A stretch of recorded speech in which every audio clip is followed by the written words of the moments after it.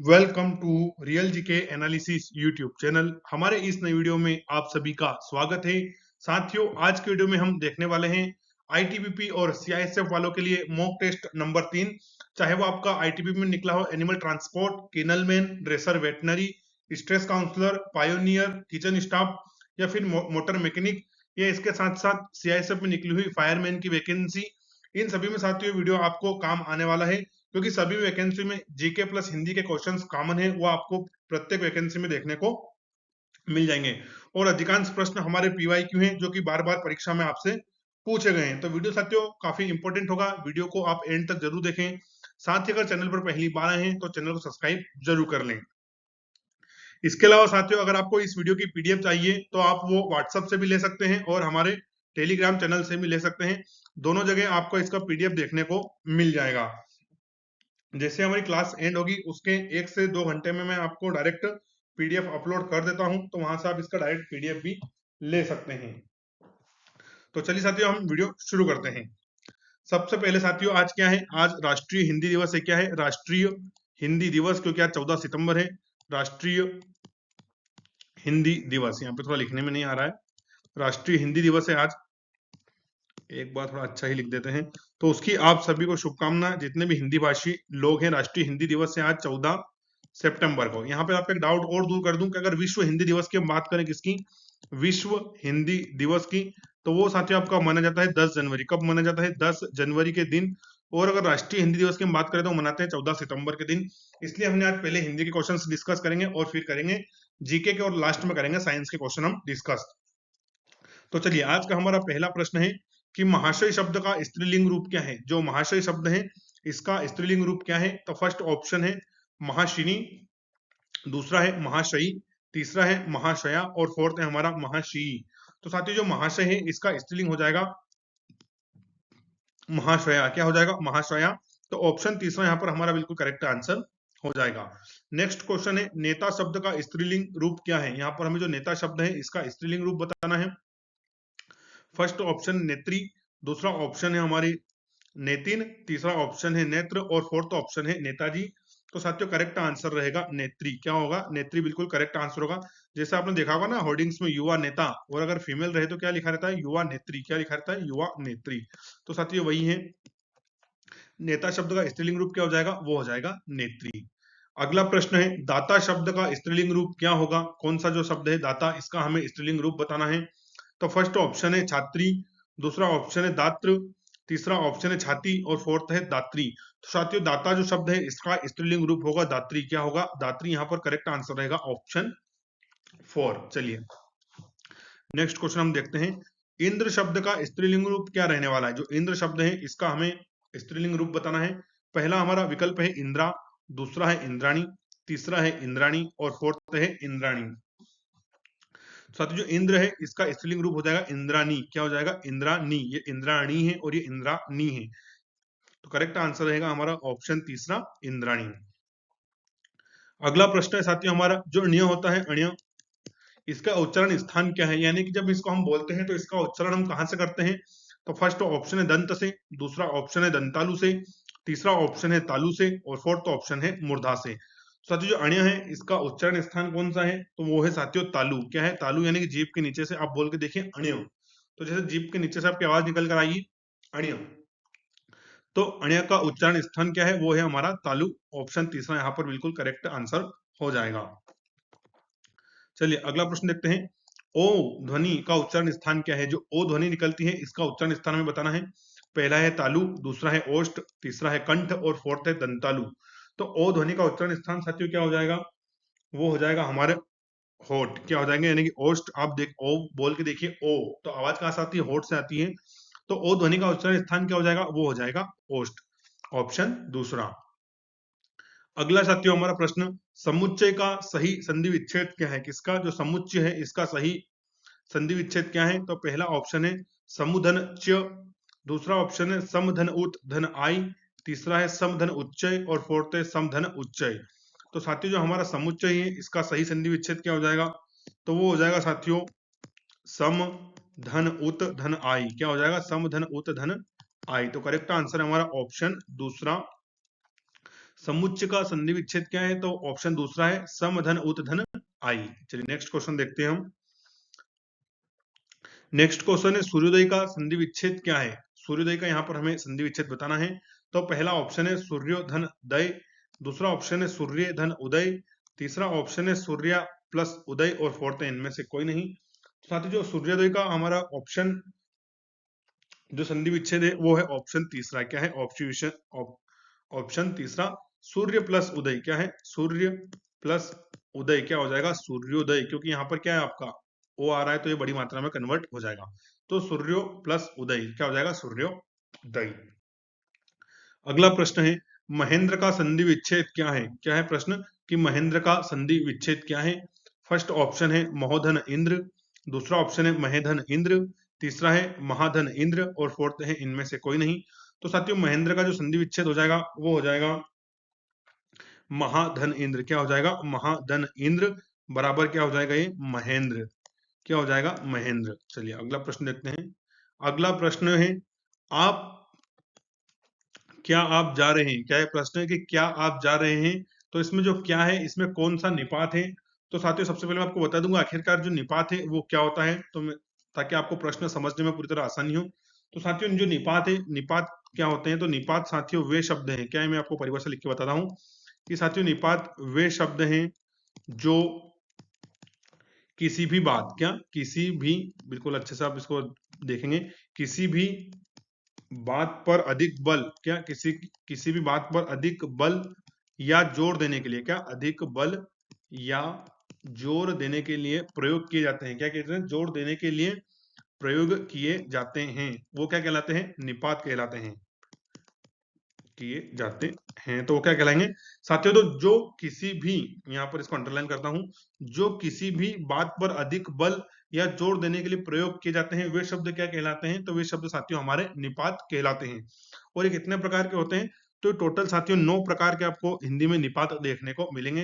अब आपको क्या है, जितने भी आगे 3 से 4 निपात के क्वेश्चन आएंगे उनको समझने में आसानी होगी। साथियों हमारा प्रश्न क्या है कि क्या आप जा रहे हैं? अब यहाँ पर जो साधारण वाक्य है तो वो है कि आप जा रहे हैं, लेकिन यहाँ पर क्या है, इसको विशेष बल देने के लिए क्या लगाया गया है कि क्या आप जा रहे हैं, तो इसमें हमें निपात बताना है। तो फर्स्ट ऑप्शन है अवधारण बोध निपात, दूसरा ऑप्शन है प्रश्न बोधक निपात, तीसरा है हमारा आदर बोधक निपात और फोर्थ है कि तुलना बोधक निपात। तो साथियों इसमें हमारा करेक्ट आंसर रहेगा प्रश्न बोधक निपात। क्या रहेगा? प्रश्न बोधक निपात। तो आपको जो पता है क्या, कौन, कौन सा, किस, किस लिए, ये सब क्या है? ये सब प्रश्न बोधक शब्द हैं। तो क्या आप जा रहे हैं इसमें कौन सा निपात हो जाएगा? तो इसमें हो जाएगा हमारा प्रश्न बोधक निपात। ऑप्शन दूसरा यहाँ पर बिल्कुल हमारा सही आंसर रहेगा। अगला प्रश्न है हमारा झूठ मत बोलो। क्या है प्रश्न कि झूठ मत बोलो, इस वाक्य में मत कौन सा, झूठ मत बोलो इस वाक्य में मत कौन सा निपात है? तो फर्स्ट है हमारा सीमा बोधक, दूसरा है अवधारणा बोधक, तीसरा है तुलना बोधक और फोर्थ है निषेध बोधक। तो साथियों झूठ मत बोलो इसमें कौन सा निपात है? तो मत। मत किस प्रकार का शब्द साथियों? तो नहीं। मत का मतलब कि हमें नहीं करना चाहिए वो काम। तो क्या है? निषेध बोधक। क्या है? निषेध बोधक। तो झूठ मत बोलो, करेक्ट आंसर क्या रहेगा? ऑप्शन 4। इसमें कौन सा निपात है? तो इसमें निषेध बोधक निपात है। अगला प्रश्न है तुम्हें राम के आने तक प्रतीक्षा करनी होगी, इस वाक्य में तक कौन सा निपात है? तो तुम्हें राम के आने तक प्रतीक्षा करनी होगी, इसमें हमें निपात बताना है। पहला है निषेधात्मक निपात, दूसरा ऑप्शन है नकारात्मक निपात, तीसरा है बलदायक निपात और फोर्थ है इनमें से कोई नहीं। तो साथियों इसमें करेक्ट जो हमारा निपात आएगा वो आएगा बलदायक निपात। क्या आएगा? बलदायक निपात। क्योंकि वो बोल क्या रहा है कि राम के आने तक, मतलब जब तक राम नहीं आए जब तक आपको प्रतीक्षा करनी ही पड़ेगी चाहे कुछ भी हो जाए। तो ये कौन सा निपात है? बलदायक निपात है। ऑप्शन तीसरा यहाँ हमारा करेक्ट आंसर हो जाएगा। अगला प्रश्न है हमारा कि पशु पक्षी ही अपना हित समझते हैं। क्या है? पशु पक्षी ही अपना हित समझते हैं, इस वाक्य में कौन सा निपात है? फर्स्ट है हमारा आदर बोधक, दूसरा है बलदायक, तीसरा है अवधारण बोधक और फोर्थ है तुलना बोधक। तो साथियों इसमें हमारा करेक्ट आंसर रहेगा बलदायक बोधक। इसमें भी कौन सा रहेगा? बलदायक बोधक कि पशु पक्षी ही अपना हित समझते हैं। ऑप्शन दूसरा यहाँ पर हमारा करेक्ट आंसर हो जाएगा। अगला है हमारा काश आज वर्षा होती, इस वाक्य में काश कौन सा निपात है? तो पहला विकल्प है आदर बोधक, दूसरा है हमारा सीमा बोधक, तीसरा है विस्मयादि बोधक और फोर्थ है अवधारण बोधक। तो साथियों इसमें हमारा करेक्ट आंसर रहेगा विस्मयादि बोधक। क्या? विस्मयादि बोधक, क्योंकि जो काश क्या है, एक विस्मयादि शब्द है, तो काश आज वर्षा होती, इस वाक्य में काश कौन सा निपात है, तो वो है विस्मयादि बोधक। ऑप्शन तीसरा बिल्कुल यहाँ पर हमारा करेक्ट आंसर रहने वाला है। अब साथियों अगला प्रश्न है हमारा कि निपात कितने प्रकार के होते हैं। तो पहला ऑप्शन है 5 प्रकार के, दूसरा है 7 प्रकार के, तीसरा है 8 प्रकार के और फोर्थ है हमारा कि 9 प्रकार के। तो साथियों जो निपात होते हैं हिंदी में वो होते हैं 9 प्रकार के। कितने? 9 प्रकार के होते हैं टोटल। चलिए मैं आपको बता देता हूं कि कौन कौन से प्रकार के यहाँ पर निपात हिंदी में होते हैं। तो साथियों जो हमारा पहला निपात है वो रहेगा स्वीकारात्मक निपात। कौन सा? स्वीकारात्मक निपात। तो ये हमारा पहला हो गया स्वीकारात्मक निपात। दूसरा साथियों अगर हम देखें तो वो हमारा रहेगा नकारात्मक। क्या रहेगा? नकारात्मक निपात।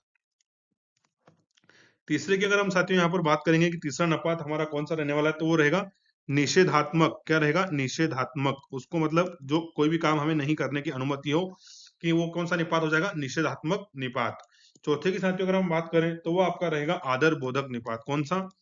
आदर बोधक निपात। पांचवे की अगर हम बात करें तो पांचवा निपात आपका रहेगा यहाँ पर तुलनात्मक निपात। कौन सा? तुलनात्मक निपात। छठे निपात की अगर हम बात करें साथियों तो छठा निपात हमारा रहेगा विस्मयादि बोधक। कौन सा? विस्मयादि बोधक। तो ये कौन सा हो जाएगा हमारा? विस्मयादि बोधक। छठा नंबर का हमारा निपात है। अब साथियों हम सातवां नंबर का निपात यहाँ पर देखते हैं। सातवां जो निपात है हमारा वो हो जाएगा बल बोधक। क्या हो जाएगा? बल बोधक, या इसको बलदायक भी बोलते हैं। क्या बोलते हैं? एक तो इसको बल बोधक बोलते हैं और दूसरा इसको बोलते हैं बलदायक निपात। तो ये इसको याद रखें। हमारा आठवां निपात यहाँ पर हो जाएगा प्रश्न बोधक। क्या हो जाएगा? प्रश्न बोधक। जैसे कि हमने देखा था कि क्या आप जा रहे हैं, तो किस प्रकार का निपात था? तो प्रश्न बोधक निपात था। और साथियों हमारा जो लास्ट निपात रहेगा 9वें नंबर का वो रहेगा अवधारणा बोधक। क्या रहेगा? अवधारणा बोधक निपात। तो साथियों यहाँ पर हमने टोटल 9 निपात हमारे देख लिए। इनको अच्छे से मैं एक बार आपको फिर से टिक मार के बता देता हूँ। तो पहला है साथियों हमारा स्वीकारात्मक बोधक, दूसरा है नकारात्मक बोधक निपात, तीसरा है निषेधात्मक, चौथा है आदर आदर बोधक, पांचवा है तुलनात्मक, छठा है विस्मयादि बोधक, सातवां है बल बोधक या बलदायक, आठवां है प्रश्न बोधक और नौवा है अवधारणा बोधक। तो ये टोटल यहाँ पर 9 हमारे हिंदी में निपात होते हैं। चलिए नेक्स्ट क्वेश्चन देखते हैं। नेक्स्ट क्वेश्चन है उर्वरा शब्द के लिए वाक्यांश है। क्या है? कि जो उर्वरा शब्द है इसके लिए वाक्यांश है। तो फर्स्ट ऑप्शन है उसर भूमि, दूसरा विकल्प है हमारा समतल भूमि, तीसरा विकल्प है बंजर भूमि और फोर्थ है उपजाऊ भूमि। तो साथियों उर्वरक हम किसको बोलते हैं? उर्वरा तो बोलते हैं उपजाऊ भूमि को। किसको? उपजाऊ भूमि को। तो ऑप्शन 4 यहाँ पर हमारा करेक्ट आंसर हो जाएगा। अगला प्रश्न है व्याकरण जानने वाला व्यक्ति के लिए एक शब्द। जो व्यक्ति व्याकरण जानता है उसके लिए एक शब्द कौन सा है यहाँ पर हम प्रयुक्त करेंगे? तो पहला है व्याकरण विशेषज्ञ, दूसरा है व्याकरण पंडित, तीसरा है व्याकरण और फोर्थ है व्याकरण ज्ञाता। क्या है? व्याकरण गाता। तो साथियों जो व्यक्ति व्याकरण जानता है उसको बोलते हैं व्याकरण। क्या बोलते हैं? व्याकरण। तो ऑप्शन तीसरा यहाँ पर बिल्कुल हमारा करेक्ट आंसर हो जाएगा। अगला प्रश्न साथियों गाल बजाना का अर्थ क्या है? क्या है साथियों कि गाल बजाना, इसका अर्थ हमें यहाँ पे बताना है। तो पहला है पिटाई करना, दूसरा है गाली देना, तीसरा है डिंग हाँकना और फोर्थ है क्रोधित होना।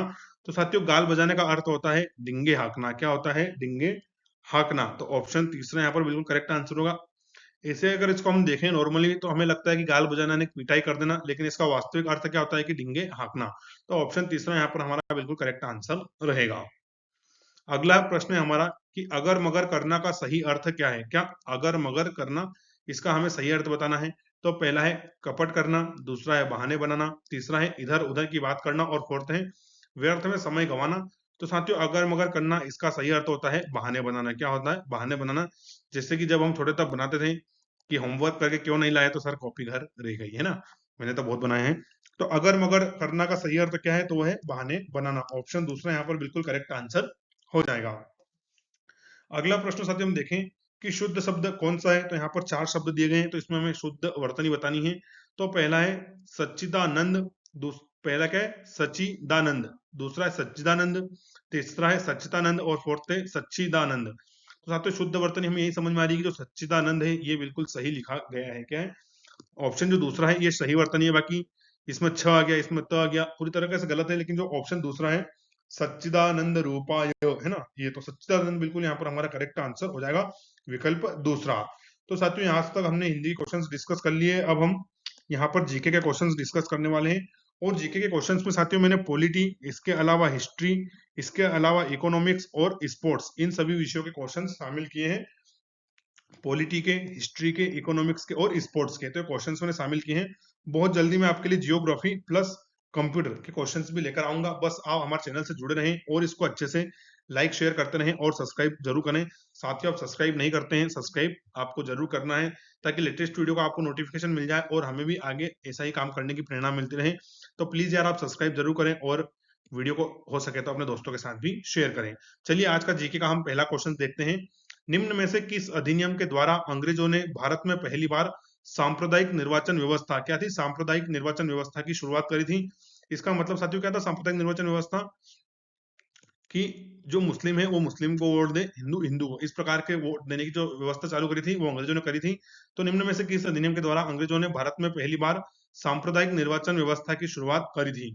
तो फर्स्ट ऑप्शन है भारतीय परिषद अधिनियम 1919, दूसरा ऑप्शन है हमारा भारतीय परिषद अधिनियम 1861, तीसरा है भारत शासन अधिनियम 1909 और तीसरा हो जाएगा साथियों यहाँ पर हमारा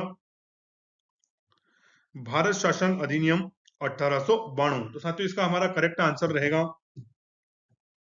भारत शासन अधिनियम, क्या रहेगा, भारत शासन अधिनियम 1909। यह बिल्कुल हमारा यहाँ पर करेक्ट आंसर रहने वाला है, ऑप्शन तीसरा। चलिए नेक्स्ट क्वेश्चन देखते हैं।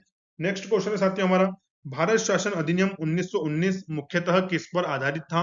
तो पहला ऑप्शन है कि मॉन्टेग्यू चेम्सफोर्ड सुधार पर, दूसरा था रेमेजे मैकडोनाल्ड अवार्ड पर, तीसरा ऑप्शन है नेहरू रिपोर्ट पर और फोर्थ है कि मार्लो मिंटो सुधार पर।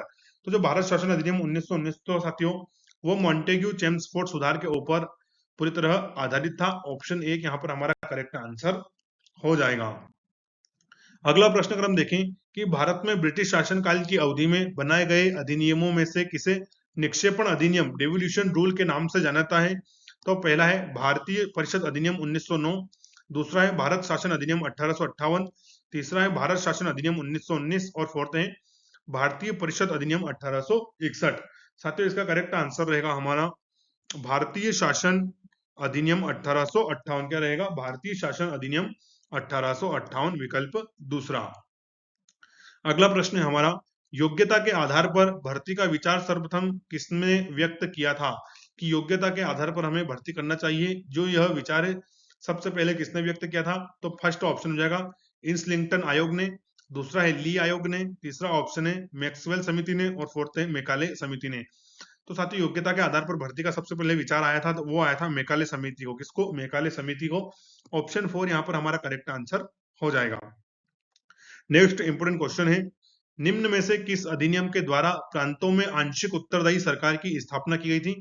तो वह कौन सा अधिनियम था जिसमें जो प्रांत हैं वहां पर आंशिक तौर पर उत्तरदायी सरकार की स्थापना करी गई थी? आंशिक तौर पर उत्तरदायी सरकार का मतलब है साथियों कि जैसे कि जो मेन मुद्दे हैं वो तो अंग्रेजों के हाथ में रहेंगे, लेकिन थोड़ा बहुत जैसे पानी का मुद्दा हो गया, कुछ इस प्रकार के, जैसे बिजली का, खैर बिजली तो उस समय नहीं थी, बहुत कम थी, इस प्रकार के जो रहते हैं, साफ सफाई का मुद्दा हो गया, ये किसको, प्रांतों को दे दी जाएंगे, जो प्रांत की छोटी मोटी गवर्नमेंट थी उनको दे दी जाएंगे। तो ये कौन सा अधिनियम से लाया गया था? तो पहला है हमारा भारतीय परिषद अधिनियम 1892, दूसरा ऑप्शन है भारत शासन अधिनियम 1935, तीसरा है भारतीय परिषद अधिनियम 1892 और चौथा है भारत शासन अधिनियम 1919। तो साथियों इसका करेक्ट आंसर है हमारा भारत शासन अधिनियम 1919। क्या है? भारत शासन अधिनियम 1919। इसको एक और क्या नाम जानते हैं हम? तो मॉन्टेग्यू चेम्सफोर्ड, है ना, मॉन्टेग्यू चेम्सफोर्ड के नाम से भी इसको हम जानते हैं। चलिए अगला प्रश्न देखते हैं हम। अगला साथियों हमारा प्रश्न है इकोनॉमिक्स से जुड़ा हुआ कि भारत में सबसे अधिक संपत्ति वाला राज्य कौन सा है? संपत्ति का साथियों यहाँ से मतलब है जीडीपी वाला राज्य। क्या है? जीडीपी वाला, यानी कि ग्रॉस डोमेस्टिक प्रोडक्ट। तो भारत में सबसे संपत्ति वाला राज्य कौन सा है? फर्स्ट ऑप्शन है तमिलनाडु, दूसरा ऑप्शन है महाराष्ट्र, तीसरा है केरला और फोर्थ है कर्नाटक। तो साथियों यहाँ पर हमारा करेक्ट आंसर रहेगा महाराष्ट्र। क्या रहेगा? महाराष्ट्र। और महाराष्ट्र की राजधानी क्या है साथियों? मुंबई। तो इसको हम क्या बोलते हैं? भारत की आर्थिक राजधानी भी इसको हम बोलते हैं। क्या बोलते हैं? भारत की इसको हम आर्थिक राजधानी भी बोलते हैं। तो वहीं से हम अनुमान लगा सकते हैं कि सबसे अधिक संपत्ति वाला राज्य हमारा कौन सा होने वाला है, वो महाराष्ट्र राज्य होने वाला है। यहाँ के मुख्यमंत्री कौन है महाराष्ट्र के, तो वो है एकनाथ शिंदे। कौन है, एकनाथ शिंदे, जो कि शिवसेना पार्टी से बिलोंग करते हैं। चलिए अगला प्रश्न देखते हैं हम। अगला वेरी इंपोर्टेंट प्रश्न है, भारत का कितना प्रतिशत आबादी कृषि उद्योग पर निर्भर है। क्या है कि जो कितने प्रतिशत आबादी है भारत की जो काय पे निर्भर है साथियों, तो वो कृषि उद्योग पर निर्भर है। तो पहला ऑप्शन हमारा यहाँ पर हो जाएगा 60%, दूसरा ऑप्शन है यहाँ पर हमारा 70%, तीसरा ऑप्शन है 58.9% और चौथा ऑप्शन है 50%। तो साथियों भारत के लगभग 58.9% जनसंख्या क्या है, आबादी कृषि उद्योग पर निर्भर है, यानी कि वो कृषि पर निर्भर है। तो ऑप्शन तीसरा यहाँ पर करेक्ट आंसर हो जाएगा। इसको हम लगभग में 60% ही बोल सकते हैं, क्योंकि 58.9% आबादी काय पे हमारी निर्भर है, तो कृषि पर निर्भर है। इसलिए भारत क्या है साथियों, कृषि प्रधान देश है। क्या है, कृषि प्रधान देश है। यहाँ पर ज्यादा उद्योग वगैरह को बढ़ावा उस समय नहीं दिया गया जब देना था, तो अब हम पीछे रह गए हैं। अगला साथियों प्रश्न है हमारा, राष्ट्रीय पदार्थ से सकल लाभ में कितना प्रतिशत कृषि उद्योग का योगदान है। क्या है साथियों, राष्ट्रीय आय से सकल लाभ में कितना प्रतिशत कृषि उद्योग का योगदान है। तो फर्स्ट ऑप्शन है 17.5%, दूसरा है 17.9%, तीसरा है 20% और फोर्थ है हमारा अन्य। तो करेक्ट आंसर है साथियों ऑप्शन एक। क्या है, ऑप्शन एक बिल्कुल हमारा सही है। तो 17.5%।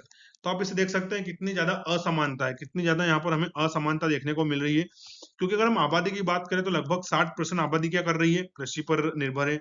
लेकिन उनका पूरे देश की आय में योगदान देखें तो मात्र कितना है, 17.5% ही है। तो आप देख सकते हैं बहुत ज्यादा इसमें क्या है, असमानता आपको देखने को मिलेगी। चलिए अगला प्रश्न देखते हैं साथियों हम। जीडीपी के आधार पर भारत का स्थान यहाँ पर हमें बताना है, किसके आधार पर, जीडीपी यानी कि ग्रोस डोमेस्टिक प्रोडक्ट, एक साल में उस देश के अंदर कितने सेवा और वस्तु का उत्पादन हुआ उसको जीडीपी बोलते हैं। तो उसमें हमें भारत का स्थान बताना है।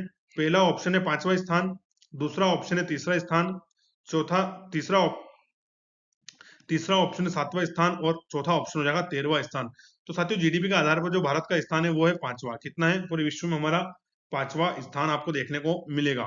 पहले अगर नंबर पर साथियों मैं बात करूं तो वो आपको मिल जाएगा अमेरिका। कौन मिल जाएगा, अमेरिका, यूनाइटेड स्टेट। दूसरे नंबर पर साथियों हम बात करें तो हमारा पड़ोसी चाइना आपको देखने को मिलेगा। तीसरे नंबर पर साथियों हम बात करूं तो वो रहेगा हमारा जर्मनी, ये जो कि यूरोप का देश है। क्या है, जर्मनी। चौथे नंबर पर साथियों ये भी एक एशियन कंट्री है, जापान। क्या है, जापान। और पांचवा नंबर पर मिलेगा हमारा प्यारा भारत। क्या देखने को मिलेगा आपको, हमारा प्यारा भारत आपको देखने को मिलेगा। तो जीडीपी के आधार पर भारत का स्थान कौन सा है, तो वो है 5वां। चलिए अगला प्रश्न देखते हैं साथियों हम। पीपीपी यानी कि परचेसिंग पावर पेरिटी के आधार पर भारत का स्थान। तो साथियों जो हमारी जीडीपी है दो प्रकार से नापी जाती है, एक तो नॉमिनल टर्म में, किसमें, नॉमिनल टर्म में। जो भी पिछला प्रश्न देखा वो हमने नॉमिनल टर्म में देखा है, और अब हम देख रहे हैं पीपीपी टर्म में, यानी कि परचेसिंग पावर पेरिटी में। तो इसमें आपसे भारत का स्थान पूछा है, तो पहला ऑप्शन है चौथे स्थान पर, दूसरा ऑप्शन है 9वें स्थान पर, तीसरा ऑप्शन है 7वें स्थान पर और चौथा ऑप्शन हो जाएगा हमारा तीसरे स्थान पर। तो पीपीपी मॉडल में साथियों भारत का स्थान कौन सा है, तो वो है तीसरा स्थान पूरे विश्व में। काफी इंप्रेसिव है। पहले नंबर पर आपको यहाँ पर चाइना देखने को मिलेगा। कौन मिलेगा, पहले नंबर पर आपको यहाँ पर चाइना देखने को मिलेगा।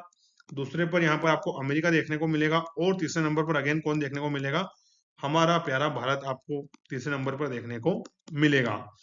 तो पीपीपी टर्म की बात करें तो तीसरा स्थान और नॉमिनल टर्म की बात करें तो 5वां स्थान। कंफ्यूज ना हो आप, जैसा प्रश्न है ऐसा अपने अनुसार उसके उत्तर दें। चलिए अगला प्रश्न देखते हैं साथियों हम, जो कि हमारा हिस्ट्री का क्वेश्चन रहने वाला है कि अंग्रेजों ने फूट डालो और शासन करो की नीति को कब अपनाई। फूट डालो और शासन करो की नीति को उन्होंने कब अपनाया। पहला ऑप्शन हो जाएगा 1877 ईस्वी के बाद, दूसरा है 1833 ईस्वी में या उसके बाद, फिर तीसरा है हमारा 1858 के बाद और फोर्थ है 1799 के बाद। साथियों फूट डालो शासन करो जो नीति थी वो उन्होंने अपनाई थी 1858 के बाद। कब, 1858 के बाद, क्योंकि 1857 में क्या हुआ था, फर्स्ट इंडिपेंडेंस वॉर हुआ था, यानी कि प्रथम स्वतंत्र संग्राम हुआ था। उसके बाद इन्होंने क्या करा था, फूट डालो और शासन करो की नीति अपनाई थी 1858 के बाद। ऑप्शन तीसरा यहाँ पर बिल्कुल हमारा करेक्ट आंसर हो जाएगा। अगला प्रश्न है, इंग्लैंड में गृह युद्ध कितने वर्षों तक चला। तो जाती जो इंग्लैंड है इसमें गृह युद्ध कितने वर्षों तक चला था। पहला ऑप्शन है 4 वर्ष तक, दूसरा ऑप्शन हमारा बोल रहा है कि 7 वर्ष तक, तीसरा बोल रहा है 3 वर्ष तक और चौथा ऑप्शन है कि 10 वर्षों तक। तो साथियों जो इंग्लैंड में गृह युद्ध है वो चला था 7 वर्षों तक। कितने वर्षों तक चला था, 7 वर्षों तक। ऑप्शन दूसरा यहाँ पर बिल्कुल हमारा करेक्ट आंसर हो जाएगा। अगला इंपॉर्टेंट प्रश्न है, आर्य भारत में कहां से आए थे? तो साथियों आपने जब भी हिस्ट्री पढ़ी होगी तो आपने वहां पर देखा होगा आर्य इन्वेजन थ्योरी चलती है। क्या चलती है? आर्य इन्वेजन थ्योरी।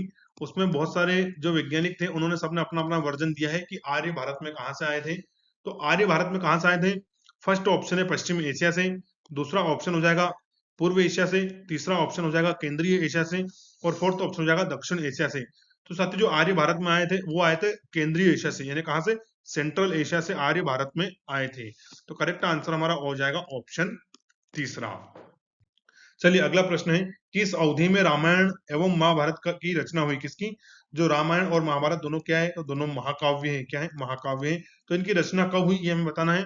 पहला है सिंधु घाटी अवधि में, दूसरा है द्रविड़ अवधि में, तीसरा है वैदिक अवधि में, और फोर्थ है आर्य अवधि में। कब? आर्य अवधि में।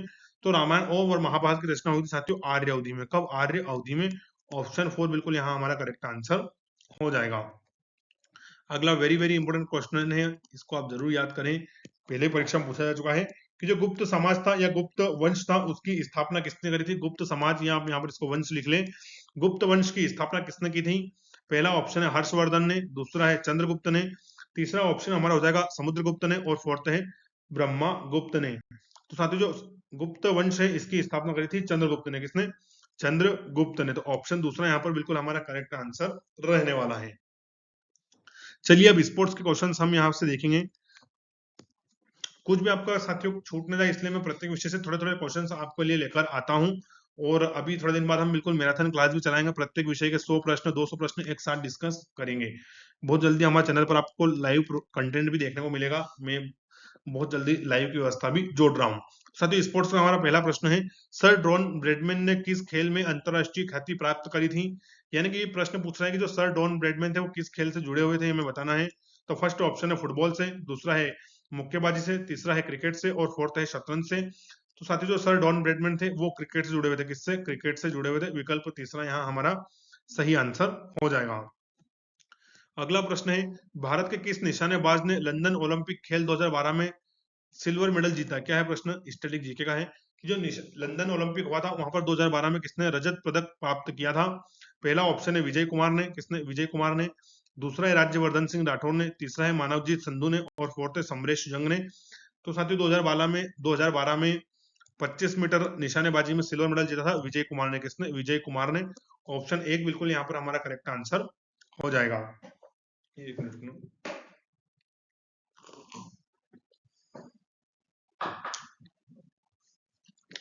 अगला प्रश्न है, स्पर्श रेखा किस खेल से संबंधित है? कौन सी रेखा? तो जो स्पर्श यानी कि टच लाइन, क्या बोलते हैं इसको हम? Touch line. ये किस खेल से जुड़ी हुई है हमें बताना है। तो फर्स्ट ऑप्शन है तैराकी से, दूसरा है कबड्डी से, तीसरा है फुटबॉल से, और फोर्थ है मुक्केबाजी से। साथियों जो टच लाइन या स्पर्श रेखा है वो किससे जुड़ी हुई है? तो जुड़ी हुई है कबड्डी से। किससे? कबड्डी से जुड़ी हुई है।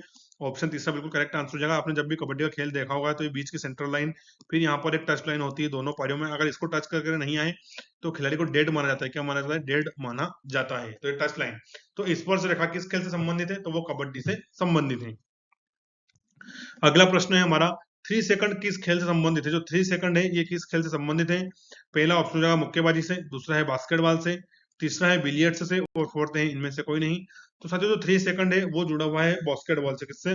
बास्केटबॉल से। तो ऑप्शन दूसरा यहाँ पर हमारा बिल्कुल करेक्ट आंसर हो जाएगा।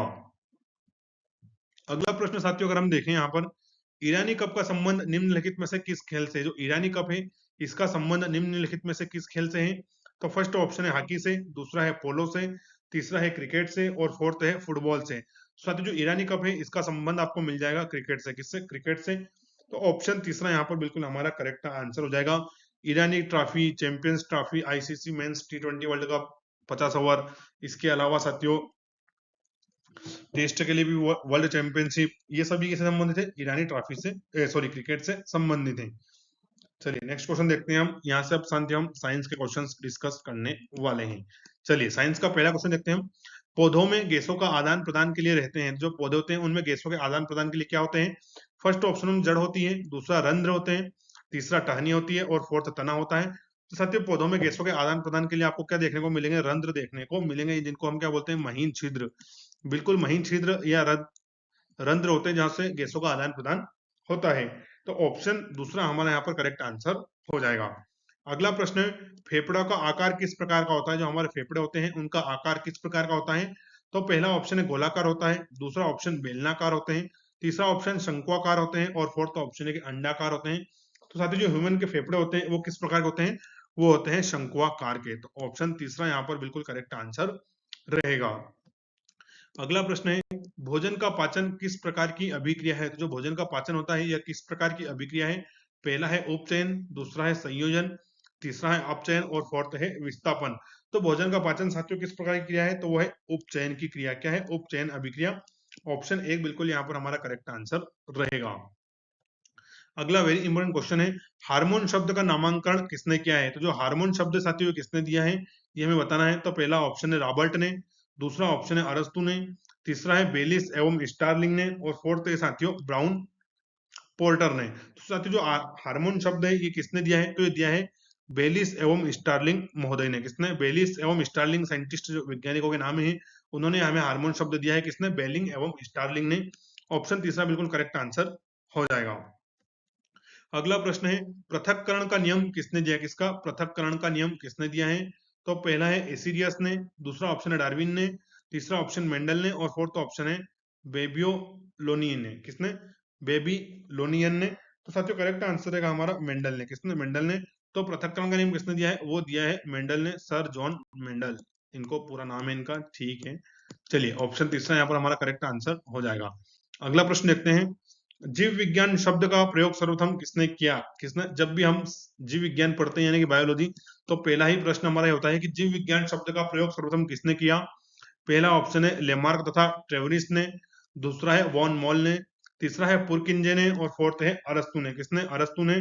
तो साथियों जो जीव विज्ञान है इस शब्द का सबसे पहले प्रयोग किया था लेमार्क तथा ट्रेविने रेनिस ने। किसने? लेमार्क और ट्रेवी रेनस ने सबसे पहले इसका इस्तेमाल किया, प्रयोग किया था। तो ऑप्शन एक हमारा यहाँ पर करेक्ट आंसर हो जाएगा।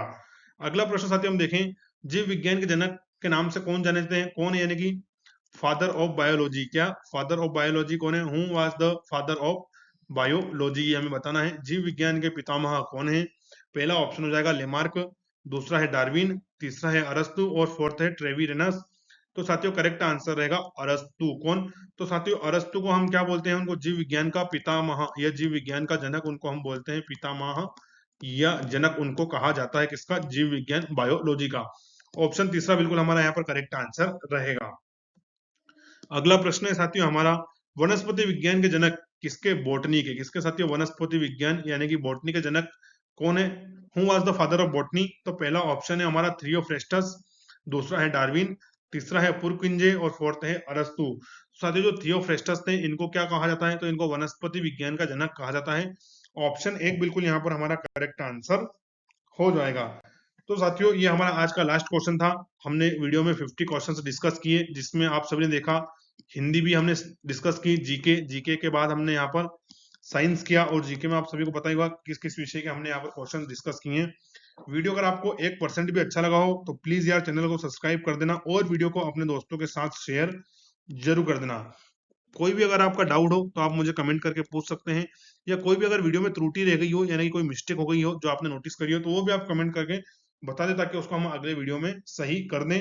वीडियो पूरा देखने के लिए आप सभी का थैंक यू। और साथियों लास्ट में यही कहूंगा कि वर्दी वाली जॉब बहुत गर्व की बात होती है। अपने देश को रिप्रेजेंट करना बहुत प्राउड मोमेंट होता है हर व्यक्ति के लिए, इसलिए आप अच्छे से तैयारी करें और जिस भी वैकेंसी के लिए आपने फॉर्म भरा है उसमें आपका सिलेक्शन प्राप्त करें। वीडियो पूरा देखने के लिए थैंक यू। और लास्ट में यही कहूंगा साथियों आप सभी को जय हिंद जय भारत। वीडियो हम यहाँ पर एंड कर रहे हैं।